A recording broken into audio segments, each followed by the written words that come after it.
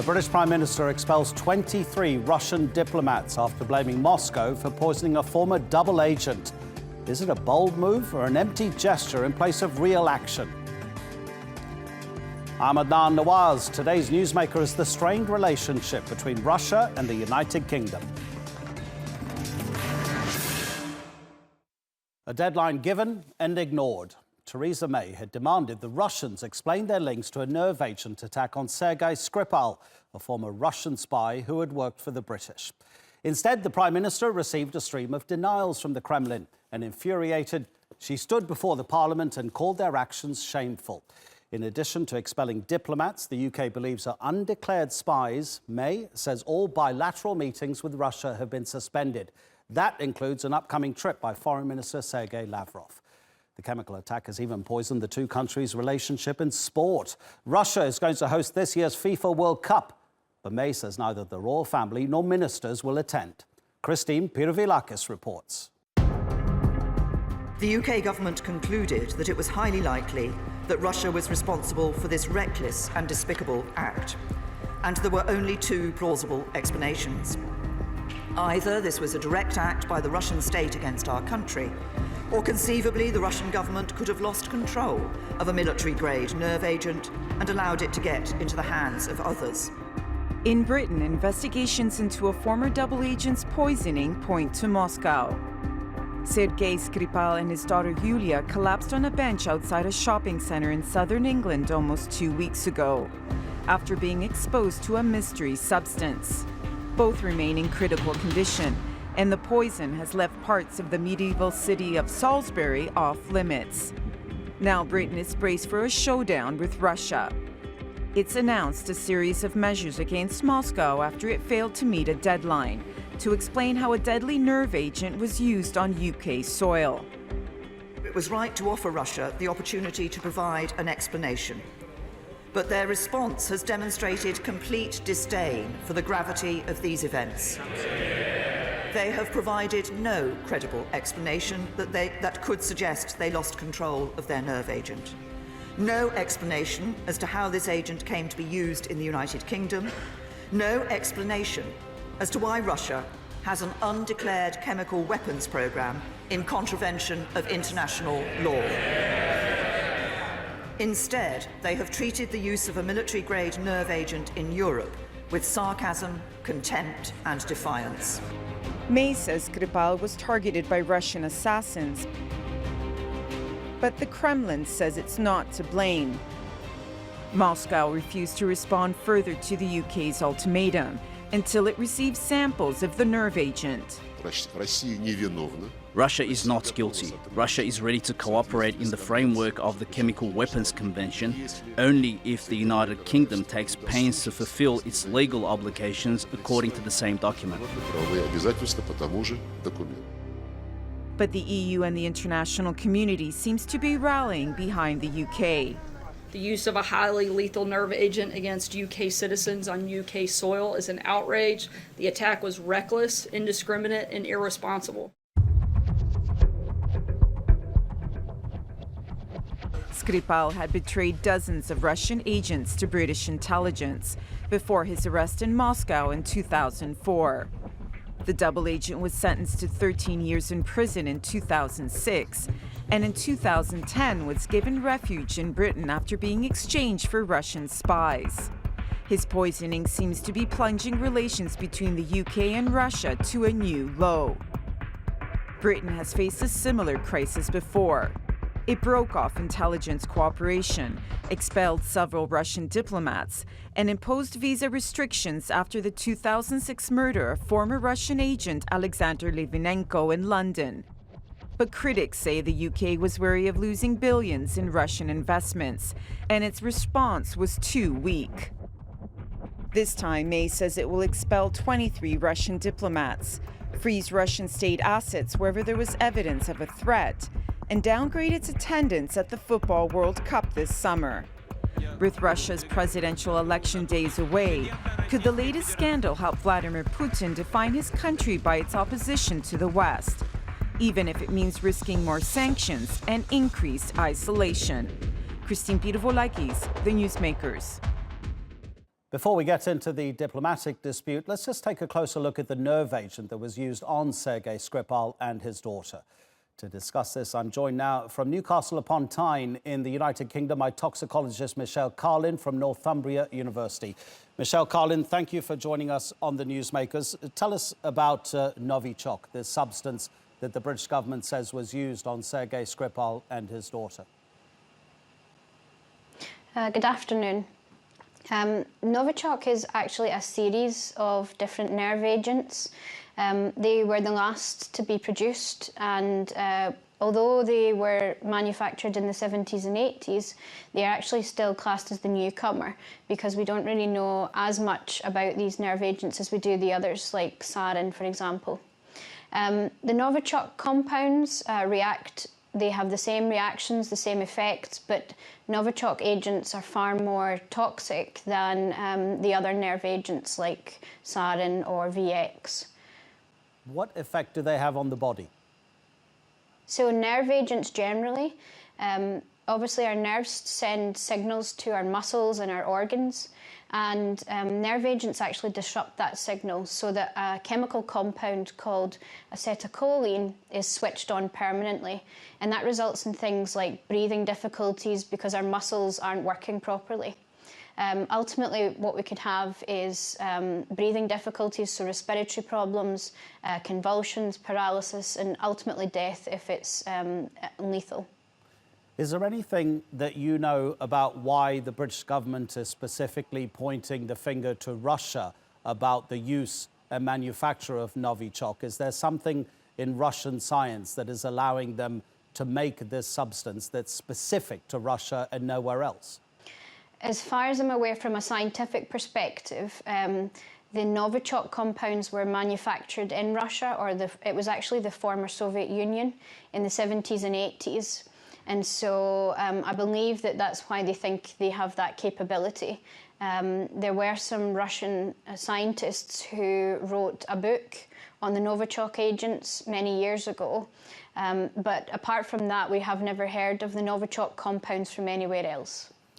The way you speak about it, and clearly the effect that it's had on Sergei Skripal and his daughter, and indeed the policeman who went to their assistance, how is it handled? How carefully does it have to be handled? And in what form is it administered? Is it a powder, a liquid, a gas? The other nerve agents, such as sarin and VX, they tend to have been in a liquid form or in an aerosol. With the Novichok agents, we believe that they are two non-toxic components that are as ultrafine powders that when combined form a nerve agent. And is there any antidote to it, any treatment for it? So for treatment of all nerve agents, they are based on the chemistry of organophosphates, which this is the same chemistry as pesticides and insecticides. However, obviously they are far more toxic to an individual. There is treatment for organophosphate poisoning, and that is a compound called pralidoxime chloride, and that starts the enzyme production to obviously stop the acetylcholine from producing all the time, and atropine, which is a compound given for organophosphate poisoning. Michelle Carlin, we really appreciate your time. Thank you very much for joining us on the Newsmakers. Well, let's bring on our panel now. Let's start in Vancouver, because there for us is Glenn Carl, a former CIA agent responsible for evaluating foreign threats. In London, Vladimir Ashurkov, he is the executive director of the Russian Anti-Corruption Foundation. In the same city in London, Marcus Papadopoulos. He's an editor at Politics First magazine. Gentlemen, thank you very much indeed for your time. Glenn Carl, I'd like to start with you. The British government is convinced that Russia is behind this. What evidence from what you've been able to gather from all that way in Vancouver about what's happened in the town of Salisbury leads you to point to any potential foreign country that may be responsible for what happened? Well, thank you for having me. Of course, I can only rely on what we read in the various media we have access to. However, the signs from the nerve agent and my knowledge of and trust in the British intelligence authorities make it quite clear that it was the Russians who were involved. The British wouldn't, on something like this, fabricate an accusation of that sort, and I think there's actual evidence. It's important to note that this attempted assassination is, I believe, the 21st to occur by the Russians in the United Kingdom in the last decade. There are several that have been high profile of dissidents or people who have, oligarchs from Russia who crossed purposes with Vladimir Putin, but then there are the attendants and assistants to these individuals. And until now, the Russians have acted largely with impunity, which is a shocking and very alarming trend. So the British response now is late, but welcome. Marcus, what do you say to that? Because as Glenn has pointed out, Sergei Skripal and his daughter, the attack on them while they are still alive, there are a number, at least a dozen, suspicious deaths of Russian nationals in the United Kingdom. Well, despite the proclamations by the British government, there hasn't been an ounce of evidence, I repeat, an ounce of evidence forthcoming to successfully blame Russia for the hideous event in Salisbury.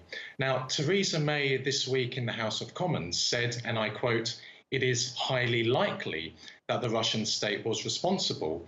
Well, excuse me, but highly likely is not good enough. No proper, legitimate court of law anywhere in the world would convict someone on the basis that he or she is most likely to have committed the crime. What happened in Salisbury remains a mystery, and we need to ask, why are the British authorities not providing the Russian government with samples of this nerve agent, which were allegedly used to kill Sergei Skripal and his daughter? And we must not rely on British mainstream media. British mainstream media is neither independent nor free, and it is not in the slightest bit reliable one way whatsoever. No court of law would rely on anything that the British mainstream media says. OK, so maybe at the moment we haven't got enough evidence for a criminal conviction. But Michelle Carlin, the toxicologist from Northumbria University, has just told us that Novichok used to be manufactured in the Soviet Union and therefore Russia would have access to it, when the British government said to the Russians, why don't you at least admit that if you're not responsible for this attack, that you lost control of some Novichok? We're not denying, are we, surely, that, as Glenn said, that the British government is lying about what specific substance was used for the chemical attack. The Russians didn't give the British any sort of answer at all. In fact, Theresa May said that they were basically sarcastic. Since when is the British government a beacon of morality, a beacon of honesty? The British government, in terms of its foreign policy, is one of the most duplicitous, one of the most cunning in the world. And what we know is that in the last 4 years, ever since the crisis erupted in Ukraine, a very spiteful, vindictive, anti-Russian campaign has been waged by the British government, not just against the Russian state, but also the Russian people. And I believe that who benefits from this awful case in Salisbury, it's certainly not the Russian government. It's not in the interests of the Russian government to assassinate Mr. Skripal, but it is in the interests for the British government to blame the attempted murder of Mr. Skripal on the Kremlin, because that will justify Britain's hardline stance on Russia. It will justify Britain's existing sanctions on the Russian economy, and it will justify further British sanctions on the Russian economy. We have to remember that any government, any party could have been responsible for this monstrous event in Salisbury. We mustn't rule out the Ukrainian government. I mean, I'm talking earlier about who benefits from this. Well, I would say the Ukrainian government is one party which should be investigated. At the end of the day, Ukraine used to be a part of the Soviet Union, and it's not implausible that Ukrainian scientists have access to this nerve agent. OK, but at the moment we're talking about UK-Russia relations. Vladimir, let's bring you in, because Theresa May has stood before the British Parliament and said that it's tragic that Putin has chosen to act in this way. So she's really pointing the finger at the very, very top of the Russian government, not necessarily saying that Vladimir Putin ordered this attack, which a British public inquiry some years ago found that it was highly likely that Vladimir Putin had ordered the assassination of Alexander Litvinenko, another Russian citizen who was poisoned in the United Kingdom and died, but she's still pointing the finger at the very top of Russian politics. I think it will take some time for us to know whether this attack was sanctioned from the top of the Russian government or whether it was some rogue agent in Russian security services. But the choice of the poison, highly sophisticated nerve agent, clearly points to Russia. Okay, Glenn, because of your experience with the CIA, and this pertains to all of you and also will inform the viewers somewhat. Boris Berezovsky, Russian national, died in 2013 in suspicious circumstances. He initially was deemed to have hung himself, but then when an expert looked at the marks, the ligature marks on his neck, that expert found that the marks weren't in the form of a V, which would account for someone hanging themselves. That Boris Berezovsky had a cut at the back of his head and that he had a broken rib as well. So therefore, there was an open verdict returned by the coroner. There was Alexander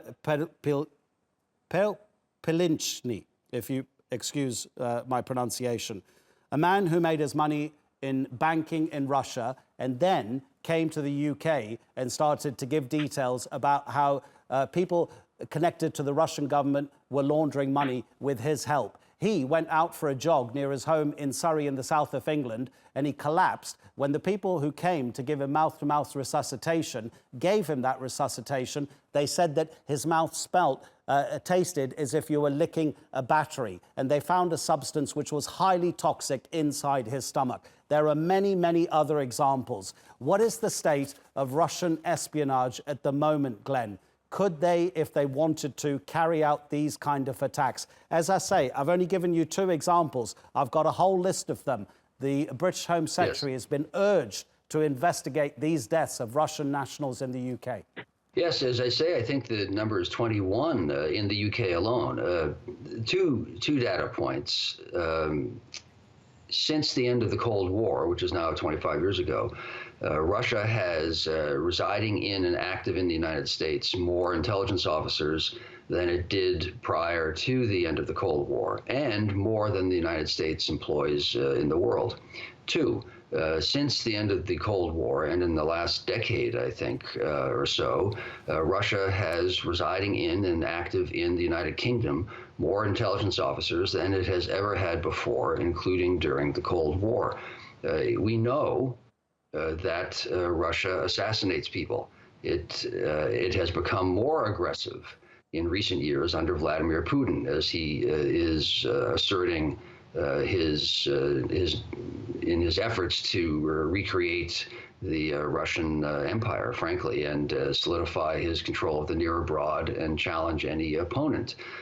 He has been able to act largely with impunity in the United Kingdom for at least a decade, and all of these things are quite clearly known. One point I'll add on the proof required in a court of law.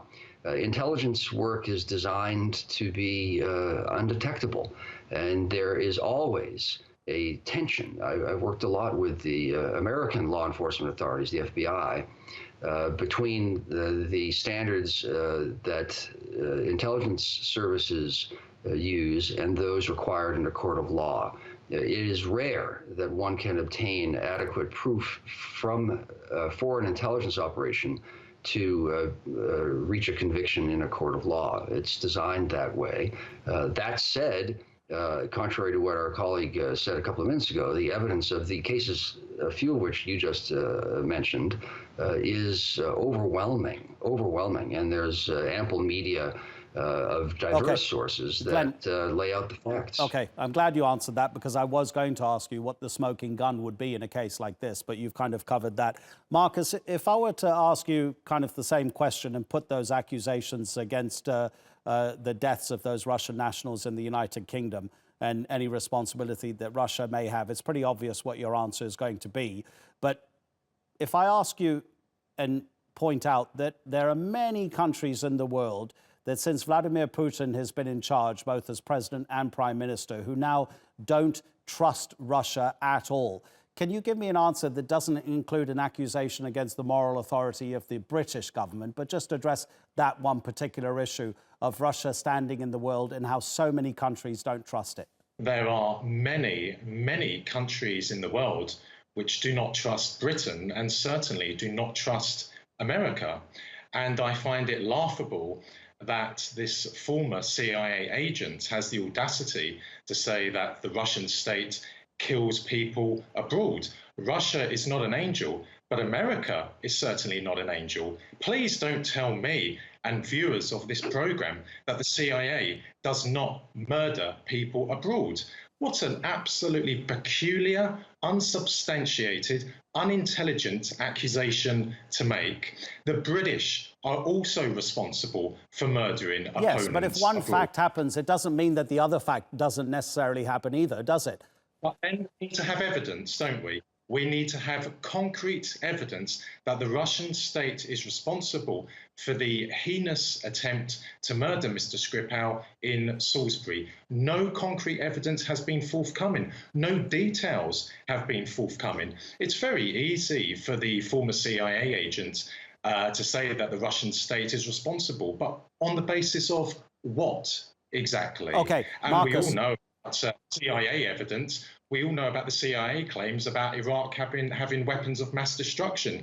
I wouldn't trust the CIA in the slightest bit whatsoever. OK, we've only got a couple of minutes. So what will the reaction, do you think, be in Moscow to what Theresa May has announced the British retaliation to this event is? Because as far as I can tell, the most serious consequence is the expulsion of 23 diplomats. And at the end of the day, that doesn't really count for much, does it? She could have done so much more. Moscow and the people in the Kremlin, whatever their admission of guilt, lack of admission of guilt, whether they did it or not, they'll be thinking, this really isn't anything, surely. Well, historically speaking, relations between Britain and Russia have been marked by mutual hostility, mutual bitterness, and mutual suspicion. And the current relationship between Russia and Britain is absolutely atrocious. And indeed, Moscow regards relations with London as of secondary importance. I don't think the Russians will be surprised by Theresa May's statement. I think that the Russians will probably expel a number of British diplomats, and should the British government attempt to revoke the broadcasting license of RT, then I suspect the Russians will revoke the license of perhaps BBC News and other British media outlets. But I'm not surprised with how the British government has responded. Britain and Russia have never liked each other since diplomatic relations were established between the two in the 1500s. And quite simply speaking, they never will like each other. But let me just state again, Russia is not an angel, but neither is Britain, and certainly the United States of America is not an angel. Glenn, Vladimir, Marcus, thank you very much for your time.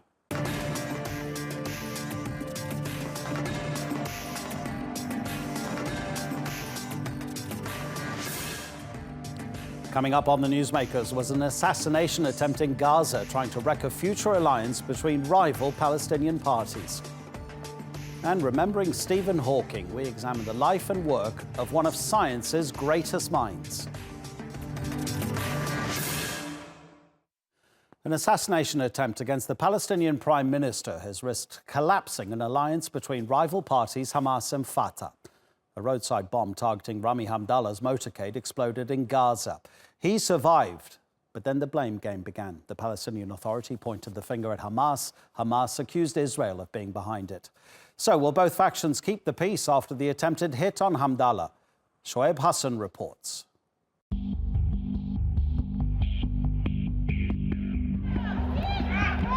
An attack in the Gaza Strip has shaken the Palestinian Authority. A bomb lobbed at a convoy carrying Prime Minister Rami Hamdallah and the PA's intelligence chief. It's early to accuse anyone, but whoever is controlling Gaza is responsible for securing the scene. That's Hamas, the hardline Palestinian political organization that's controlled the Gaza Strip since it won elections there in 2006. Hamas, for its part, has reportedly blamed Israel. Hamas was founded in 1987 after the first Palestinian Intifada. It does not recognize the state of Israel and says it wants to create the state of Palestine along its pre-1947 borders. Hamas also enjoys close ties with Hezbollah in Lebanon as well as the government of Iran, while Israel and most Western countries have officially designated Hamas a terrorist organization.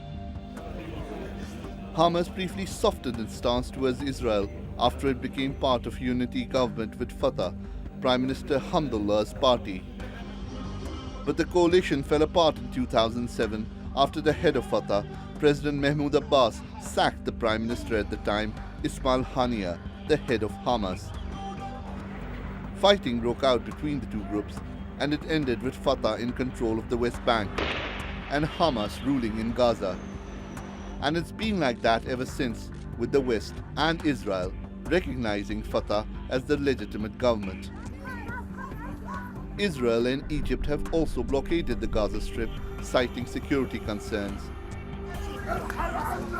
It's weakened the Palestinian cause and strengthened Israel's position in the dispute. The most prominent example being the recent success in getting US recognition for the annexation of Jerusalem as Israel's capital.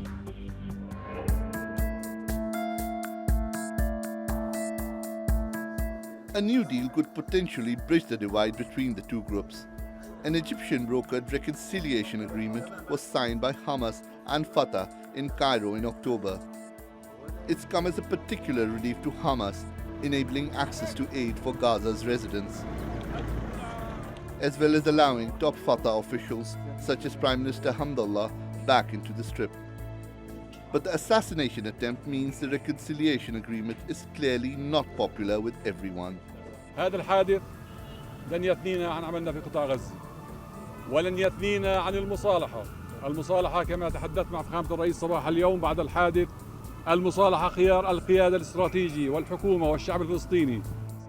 So, does the attack mean the Palestinian reconciliation deal is already falling apart? Or will Hamas and Fatah be able to put aside their grievances to present a united front? Shoaib Hassan, The Newsmakers. Joining me from Ramallah is Osama Nazal. He's a Palestinian political commentator and editor of the Voice of Palestine radio show. In London, Azam Tamimi joins us. He is the former head of the Institute of Islamic Political Thought. Gentlemen, welcome to the Newsmakers. Azam, if I can start with you, I know that you are sympathetic to the cause of Hamas. Can we definitively say that Hamas was not behind this bombing, this assassination attempt of Rami Hamdallah? Well, clearly Hamas has denied any responsibility, and it was silly to accuse Hamas of any responsibility. And I don't think this was intended to be an assassination attempt. Had the perpetrators desired to assassinate, they probably would have done it. I think this is a bombing that was aimed at deepening the crisis and probably making it more difficult to reconcile the two sides. Okay, so you agree that the bomb was detonated in that specific location at that specific time because Rami Hamdallah's car was going across that point. At least you agree to that? Well, that's clearly what happened. Nobody can deny No, in other that. words, it wasn't a coincidence. Someone did try to send some sort of message if they weren't trying to assassinate him. I understand and appreciate your position that you say Hamas was not responsible. But in terms of the timing and the message that was trying to be sent, so what is that message, therefore? I think most likely whoever did this wanted to make it to provide probably justifications for prolonging the crisis. There is a deep crisis now in Gaza, and that crisis results from the siege imposed on the Strip. Each participant in the siege, whether it is Israel or Egypt or the Palestinian Authority in Ramallah, has its own reasons, but collectively they're making life really almost impossible for the people of Gaza. Osama, the siege does not help, of course, but the lack of water, the lack of electricity, of critical medical supplies, all of these crises that the people there are facing, they can only be helped surely by unity between Hamas and Fatah. How does this bombing affect that potential unity? Yes, the situation in the Palestinian territories, mainly in the Gaza Strip, is very complicated and very difficult due to the practices of the Israeli occupation against the Palestinian people and against the different aspects of the Palestinians' life. And the bombing which happened yesterday and the attempt on the life of the Palestinian Prime Minister Dr. Rami Hamdallah and the Chief of the General Intelligence, Mr. Majid Faraj, was really condemned by every single Palestinian at the level of the Palestinian individuals and at the same time at the level of the Palestinian officials from the different national and Islamic factions in Palestine and outside Palestine, because such attempt or such bombing serves one party, which is the colonial power, the Zionist power, Israel, which is occupying Palestine, and at the same time the agenda that the United States is trying to impose on the Palestinian side today by broadening the area of the Gaza Strip and make like a mini state for the Palestinians in the Gaza Strip and keep the West Bank for the Israeli settlements and Jerusalem for Israel, as the American President Donald Trump announced that Jerusalem is the capital of Israel. So this attempt on the life of the Palestinian Prime Minister and his motorcade can't be isolated from the everyday context of the Palestinians' life. It can't be isolated from the Zionist American scheme and, of course, their collaborators, the forces of darkness who are working in order to achieve the Zionist American goal, ending the idea of the Palestinian statehood. Yes, but Osama, if you say that any potential disunity between Hamas and Fatah only serves outside powers, was it therefore wise of the office of Mahmoud Abbas, the president, Palestinian president, to say that it holds Hamas responsible for what it called a cowardly attack, and also for Hussein al-Sheikh, a member of Fatah's Central Committee, to say that Hamas is fully responsible? Was that even a good idea at the time to make such bold statements and blame Hamas? Yeah, first of all, we need to understand the context of this statement of President Mahmoud Abbas and the officials of Fatah movement. And Azzam al-Ahmad, the member of the Central Committee of Fatah movement, who is in charge of the reconciliation file between Fatah and Hamas, told Palestine TV last night that Fatah and the Palestinian Authority don't accuse Hamas movement of what happened yesterday, but they hold it responsible because it was not able to make sure that the security situation is appropriate and good, because we know that the forces of Hamas movement in the Gaza Strip are ruling on the ground, and the issue of security should be guaranteed by them. This is what President Mahmoud Abbas and Fatah movement mean by saying that Hamas is responsible, but they don't mean that individuals from Hamas movement or Hamas movement itself planned and committed that bombing. So there is a difference here between blaming someone because he doesn't fulfill his responsibility in an area that he has control over, and accusing that body or that institution or party of committing an attack or an assault. Okay, I think that's fair enough, Azzam, that actually there's a bit more subtlety in that statement from the office of Mahmoud Abbas, because it's really about the security in Gaza. And even the UN Special Coordinator for the Middle East Peace Process, Nikolai Mladenov, has said that Hamas is fully responsible for guaranteeing the security in Gaza, and that the Palestinian government, he says, should be able to work without fear of intimidation, harassment and violence. But Hamas clearly hasn't been able to keep Gaza secure if something like this can happen. And that's exactly the message the bombing has sent. It has sent a message that Hamas is incapable of maintaining security, and therefore it has to hand over to the Palestinian Authority. And this is what Al-Hamdallah stated actually immediately after the attack, that they wanted Hamas to hand over security inside Gaza. And again, this is another sinister ploy, because there is no government in the world that can preempt and absolutely prevent such incidents. You can ask Hamas, like you ask any government in the world, to investigate, to find the culprits, to punish them. You can do that. But you cannot say that because you have not been able to prevent this from happening, then you must hand over security. By the way, on the day that Hamas hands over security to Al-Hamdallah, that will be the end of Hamas. Al-Hamdallah works for Israel.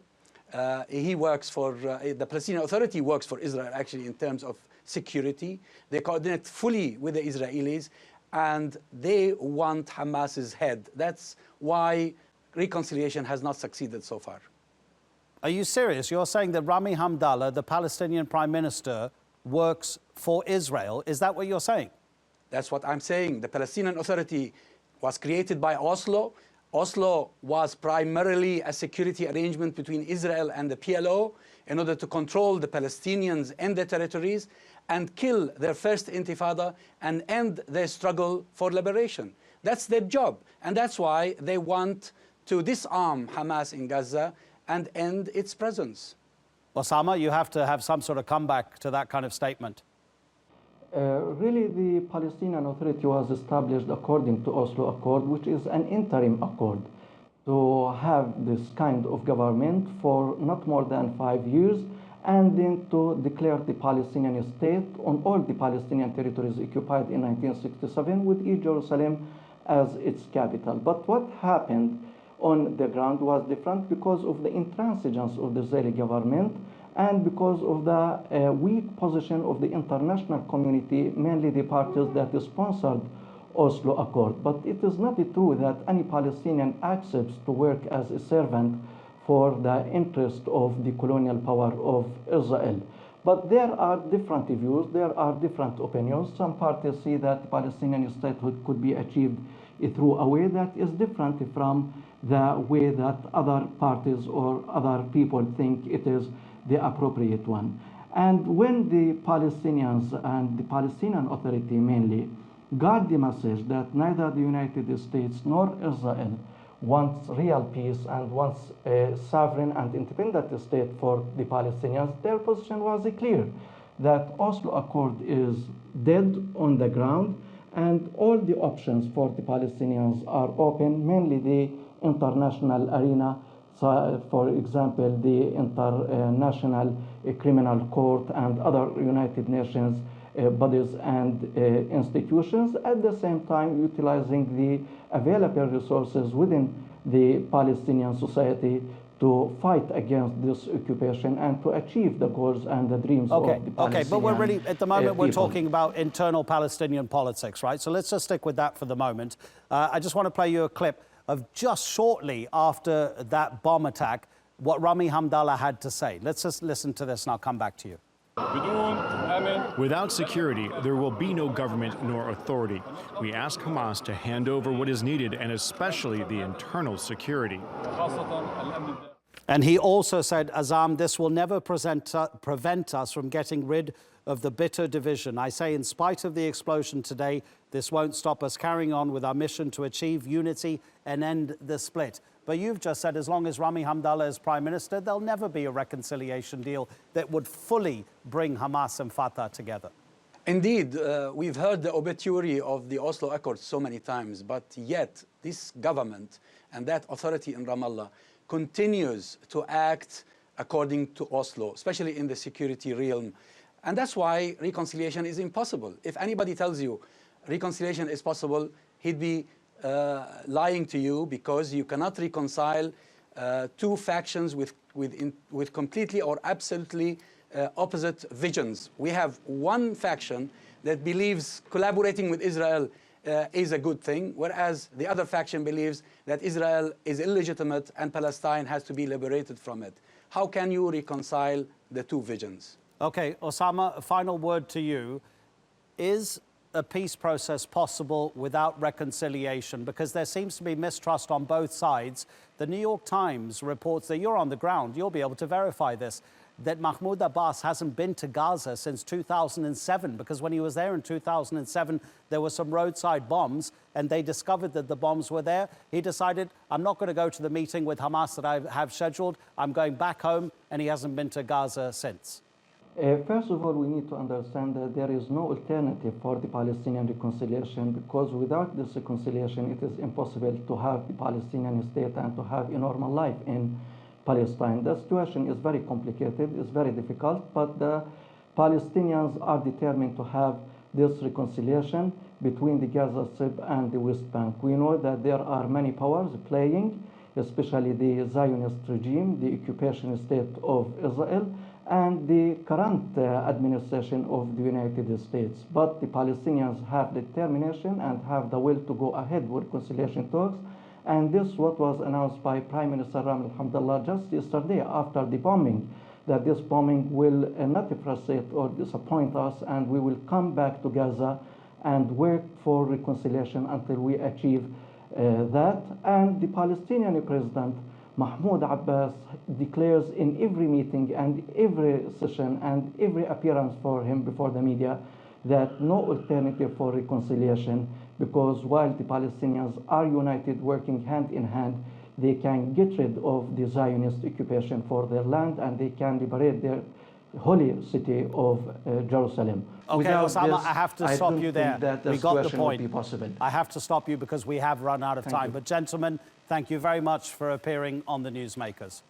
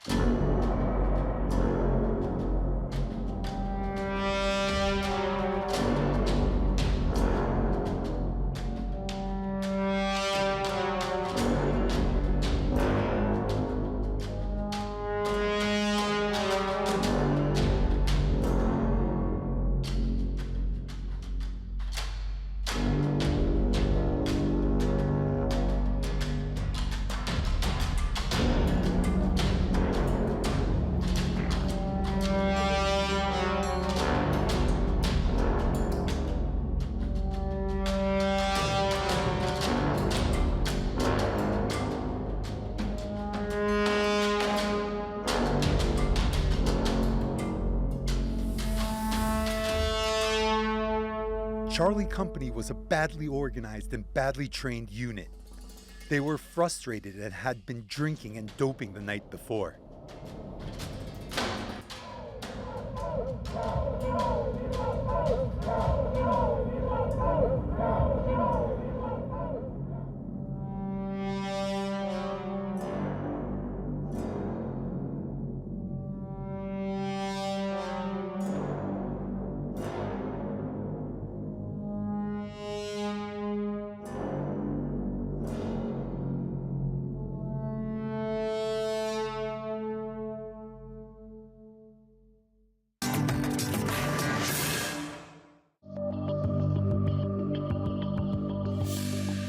Although my body is very limited, my mind is free to explore the universe, to go back to the beginning of time, and into black holes.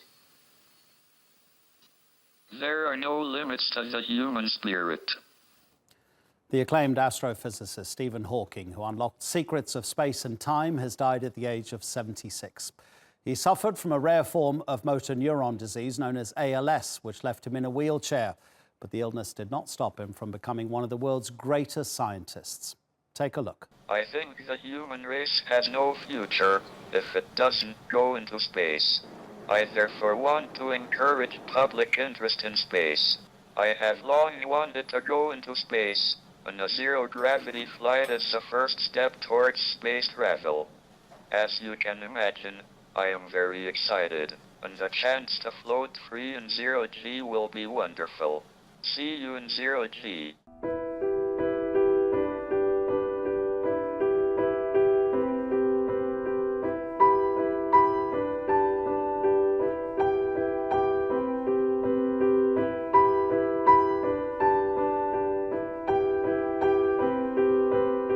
am not advocating human genetic engineering as a good thing. I am just saying that it is likely to happen in the next millennium.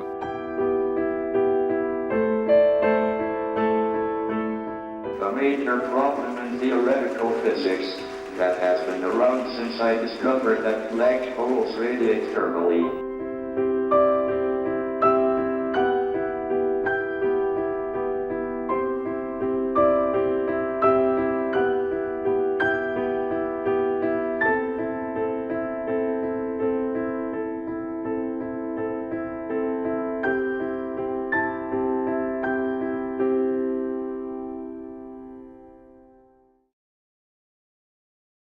Let's go to New York and speak to Laird Whitehill, a retired astrophysicist who studied under Carl Sagan. Laird Whitehill, thank you for your time. I'm going to read something to you which I don't necessarily understand, but I'd like you to translate it for laymen like me, please.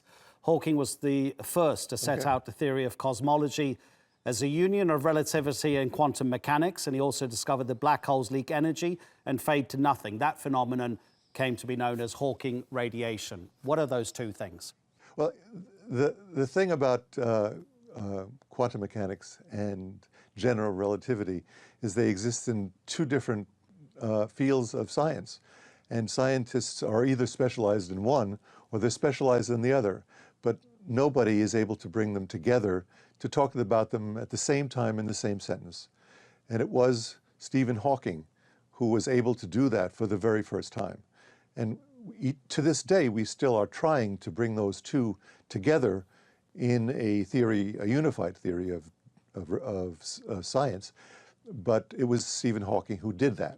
So the black hole is capable of radiating particles, even though it itself is not actually radiating the particles. The particles are being radiated from the edge of the black hole. As a result, the black hole can evaporate. And very small black holes, according to Stephen Hawking, do evaporate. It's amazing. And he has gained his name after it, Hawking radiation. It's a beautiful thing. He'll be known for it forever. What about his theorizations about time travel? Were they just theorizations, or is there a point? Did he see a point when science would have advanced to have the necessary scientific sort of mechanical requirements that would allow time travel to actually be possible? Did he ever prove any of that, or was it just him theorizing? Because he liked to talk about lots of different things. I think he proved it. I think he proved it. The way he proved it was typical of Stephen Hawking. What he did is he held a party open to everybody. Food and drink were provided. The only thing was that the party was announced only after it had been held. So the only people who could attend were time travelers, and nobody attended. So by that, he proved the existence of time travel was proven to not exist. He also obviously had a sense of humor, and I remember seeing him appear in an episode of The Simpsons. It's a cartoon, for goodness sake. But in a way, I suppose, that helps popularize science. And he was never shy of being sort of part of popular entertainment, as well as being this great scientist. Yes, my mentor, Carl Sagan, was a popularizer of science. And since then, there have been very few well-known popularizers of science. Certainly Neil deGrasse Tyson, for example. But Stephen Hawking is also known as a popularizer of science. He wrote a terrific book called A Brief History of Time. And for those people who couldn't understand that, he wrote another book called A Briefer History of Time. And as doing such, he was able to popularize science enormously and became a spokesman for things that need to be said about the way our civilization is headed in the future towards perhaps wiping us all out. I don't know if you're able to actually answer this question, but regarding this quote, Einstein was wrong when he said God does not play dice. Consideration of black holes suggests not only that God does play dice, but that he sometimes confuses us by throwing them where they can't be seen. Did Stephen Hawking believe in God? No, I don't think he did. But you know, when you don't believe in God, you still need to phrase God as a conditional phrase. So he said, if God exists, then he would have created the laws of the universe. But whether or not God exists, he certainly doesn't break them. So I think he left some room for God to exist. Looking at the impact that the future of science will have on people's everyday lives, black holes and the quantum mechanics and all of the higher end science apart, the advent of artificial intelligence, which is pretty much with us now, but what it becomes in the future is something that causes great concern to some people, and Stephen Hawking was one of those. He had plenty of warnings about artificial intelligence. What do you make of those warnings? Well, artificial intelligence is not the only thing he warned about. Artificial intelligence is something that perhaps is something that could cause the demise of our species. But just as easily, climate change can do that. You can simply wipe out all life on Earth by increasing the temperature of the Earth so it's above the boiling point of water. And if that happens, nothing will survive on this Earth. And that is certainly within the realm of possibility of what we can do to the Earth. So Stephen Hawking suggested that perhaps we, as a species, should put ourselves elsewhere in the universe as well to ensure our continued existence. Perhaps Mars, for example. Laird Whitehill, thank you very much indeed.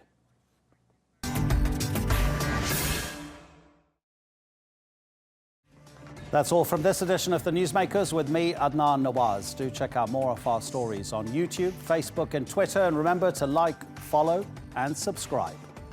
Next time, we have a special on the Syrian war and why after 7 years it continues to be one of the world's bloodiest conflicts. Until then, thanks for watching. Goodbye.